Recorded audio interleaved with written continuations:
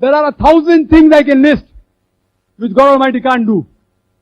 There are 1,000 things I can list which God Almighty can't do.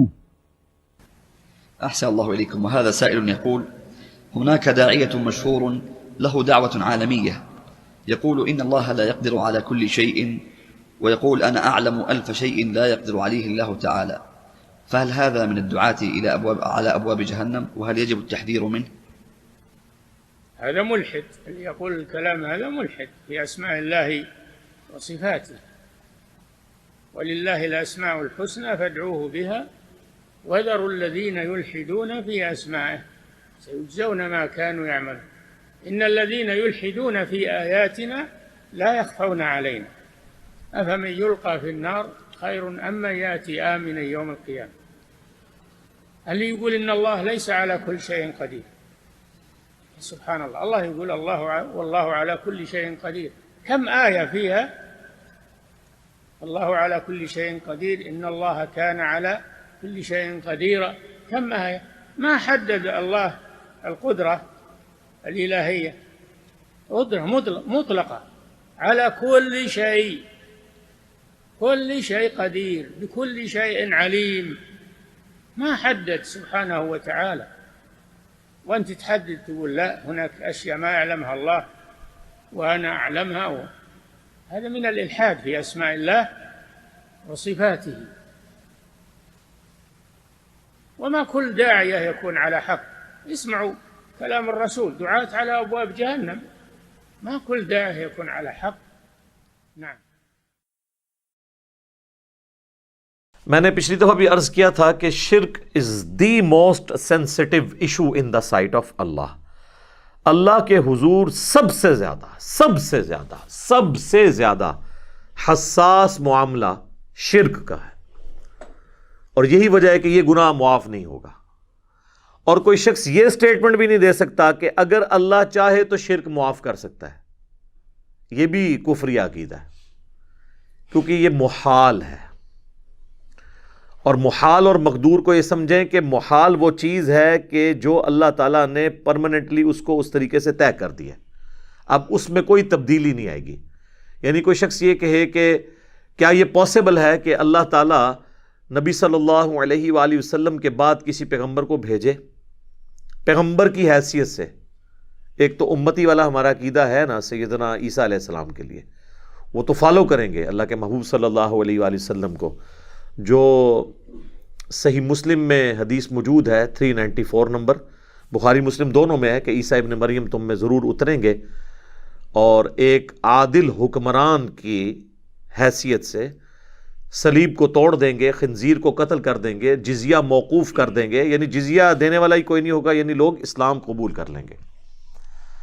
البتہ جو مسلم کے الفاظ ہیں نا 394 نمبر جو حدیث ہے، اس میں وہ راوی حدیث کہتا ہے کہ وہ تمہیں تمہارے رب کی کتاب اور تمہارے نبی کی سنت کے مطابق چلائیں گے. یعنی وہ یہ بتانا چاہ رہے ہیں کہ وہ کوئی نئی شریعت لے کر نہیں آئیں گے. بس یہ ایک ایکسیپشن ہے. تو اگر کوئی شخص یہ سٹیٹمنٹ دے کہ اللہ کے نبی صلی اللہ علیہ وآلہ وسلم کے بعد کوئی نبی آئے اور اس سے ختم نبوت میں فرق نہ پڑے، یا اللہ تو قدرت رکھتا ہے کہ بھیج دے، تو ہم کہیں گے کہ یہ محال ہے.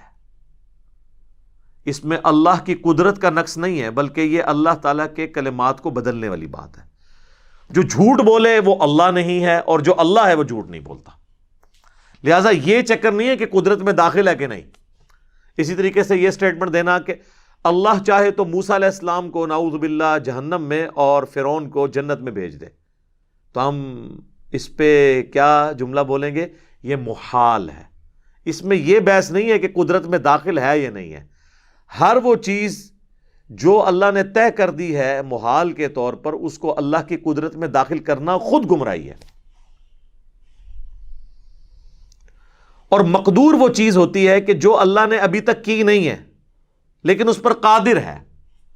مثلا اگر کوئی شخص کہے کہ اللہ تعالیٰ کیا ایسی سیڑھی بنا سکتا ہے کہ ہم زمین سے آسمان تک پہنچ جائیں، تو ہم کہیں گے ہمارے علم میں کوئی ایسی سیڑھی نہیں ہے، لیکن ہاں اللہ کو قدرت حاصل ہے. اللہ چاہے تو سوئی کے ناکے میں سے اونٹ گزار سکتا ہے. فزیکل ورلڈ میں تو یہ امپاسبل ہے ہمارے لیے، ہاں اللہ گزار سکتا ہے. لیکن کبھی گزارا ایسی کوئی بات رپورٹ نہیں ہوئی، تو ہم یہ کہیں گے یہ چیزیں اگرچہ ہوئی نہیں ہیں لیکن یہ ہے مقدور، قدرت میں یہ پاسبلٹی موجود ہے.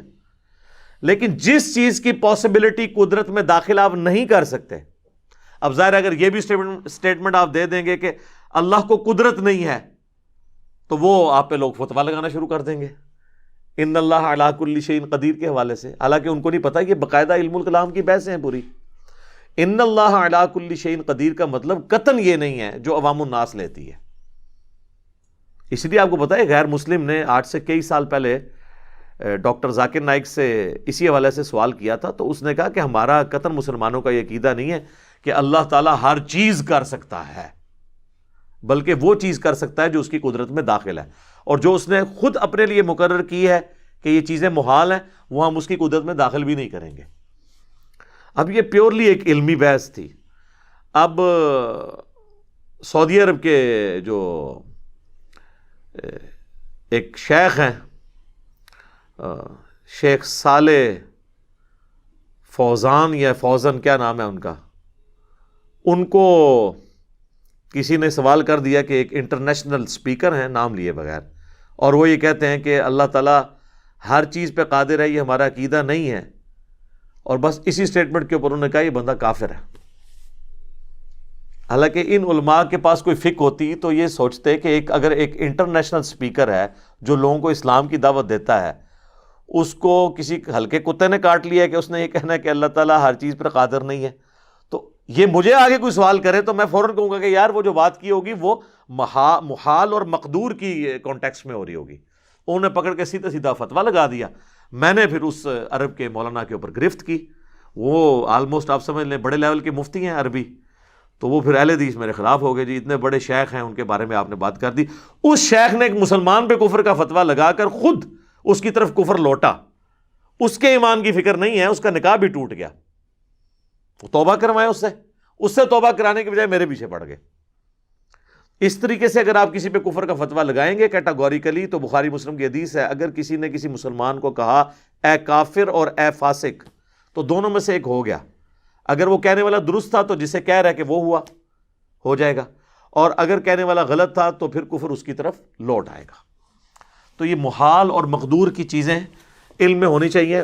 اکثر اس قسم کے سوالات ہوتے رہتے ہیں کہ جی کیا اللہ تعالیٰ ایسا پتھر بنا سکتا ہے جسے خود نہ اٹھا سکے؟ تو ہم اس کے جواب میں کیا جواب دیں؟ اگر آپ یہ کہیں گے کہ ہاں بنا سکتا ہے تو دوسری قدرت کی نفی ہوگی کہ اسے اٹھا نہیں سکتا. ٹھیک ہے، کتنے ٹرکی سوال ہیں. ایک طرف اٹھانے کی نفی ہوگی اور ایک طرف جو ہے وہ قدرت کے حوالے سے نقص آ جائے گا کہ اچھا پھر تو بنا ہی نہیں سکتا ایسا پتھر، اور اگر بنائے گا اور خود نہیں اٹھا سکتا تو دوسری قدرت کی نفی ہو جائے گی، اور اگر نہ بنا سکے تو بنانے کی قدرت کی نفی ہو جائے گی. تو ان سارے سوالات کے جواب میں ہم کہتے ہیں محال، یہ محال ہے، یہ مقدور چیزیں نہیں ہیں. تو یہ محال اور مقدور کے اعتبار سے کئی ایک چیزیں یہ اس وقت اوائل اسلام میں آ گئیں جب علم الکلام کی چیزیں جو ہیں فلاسفہ کا نالج عربی زبان میں ٹرانسلیٹ ہوا بنو عباس کے دور کے اندر، تو پھر اللہ تعالیٰ کی ذات اور صفات کے حوالے سے بھی یہ ساری بحثیں شروع ہو گئیں. اور اسی وقت پھر اسماء و صفات کے حوالے سے مسلمانوں نے کتابیں لکھنی شروع کیں. استواء علی العرش کا عقیدہ، اس کے حوالے سے اختلاف، پھر اللہ تعالیٰ کی جو معیت ہے انسان کے ساتھ، نحن اقرب الیہ من حبل الورید، ہم تمہاری رگے جان سے زیادہ تمہارے قریب ہوتے ہیں، یہ ساری بحثیں اس وقت پھر شروع ہوئیں.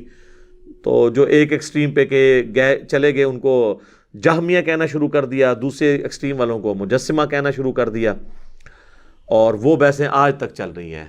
اہل حدیث جو ہیں وہ حنفیوں کو کہتے ہیں یہ جہمی ہیں، اور جو حنفی ہیں وہ اہل حدیثوں کو کہتے ہیں یہ مجسمہ ہیں، اللہ تعالیٰ کے لیے آزاد تجویز کرتے ہیں. حالانکہ یہ دونوں بالکل ایکسٹریم ہیں، دونوں اپنی اپنی جگہ بالکل درست بات کر رہے ہوتے ہیں، وہ بات کو سمجھنے میں فرق لگ جاتا ہے. اس لیے ان چیزوں کو موضوع بحث نہیں بنانا چاہیے، نہ یہ ایسی کوئی توحید کی چیزیں ہیں اور شرک سے متعلقہ ہیں کہ جن کو زیر بحث لایا جائے. بس ان کے بارے میں یہی چیزیں ہیں کہ آپ کو بنیادی طور پر محال اور مقدور کا فرق پتہ ہو، پھر آپ اس کے بعد یہ دیکھیں گے کہ اللہ تعالیٰ کے کلمات کوئی نہیں بدلیں گے، یہ تو طے ہے. اور اگر کوئی شخص یہ کہتا ہے کہ جی اللہ اپنے کلمات پہ بدلنے پر قادر نہیں ہے، تو اس کا مطلب ہے اس کی قدرت کا نقص ہے؟ نہیں، بلکہ اس چیز کا نقص ہے کہ وہ اللہ کی قدرت میں داخل نہیں ہے۔